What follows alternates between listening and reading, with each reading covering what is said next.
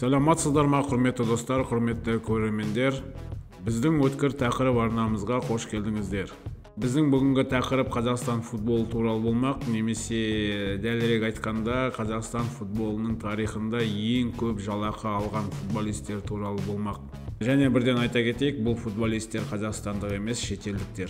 Дядя Ваня телеграм арнасы Қазақстан чемпионаты тарихында ең көп жалақы алған футболшылар тізімін жариялады. Осы тізімнің 3-ші орнында Вагнер Лав тұрады. Бұл бразилиялық футболист қайратта ойнаған кезінде айына $100,000 немесе 46,7 миллион теңге алған. 2020 жылдың жазында алматылық клуб қатарын толықтырған бразилиялық футболшының жалақысы жоғары болған. Ашық дерек көздердегі ақпарат бойынша бір жылда $1,2 миллион табысқа кенелген.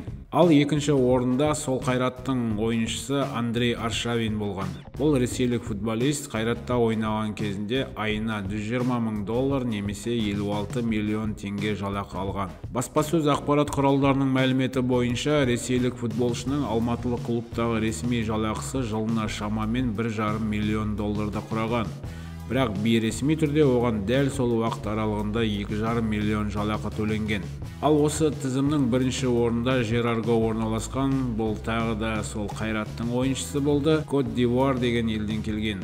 Айына $160,5 мың немесе 75 миллион теңге тапқан. Ивуарлық басылымдар кезінде оның жалақысы қайратта жылына €2 миллион арасында болғаны жайлы жазған. Ашық дерек көздердегі ақпарат бойынша ол Аршавиннан көп жалақы алған. Міне, құрметті достар, біз сіздерге осындай мәліметтер ұсындық. Жалпы біз біреудің ақшасын санайын деп отырған ештеңеміз жоқ, бірақ тек бір ойланатын нәрсе осы ақшалардың желге кетіп жатқаны.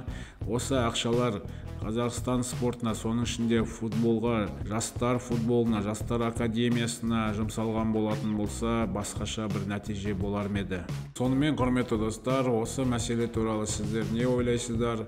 Коммент жазып кетіңіздер. Арнамызға жазылыңыздар, лайк басыңыздар. Ал біз сіздерге жаңалық жеткізуді жалғастырамыз. Көріскенше қош сау болыңыздар.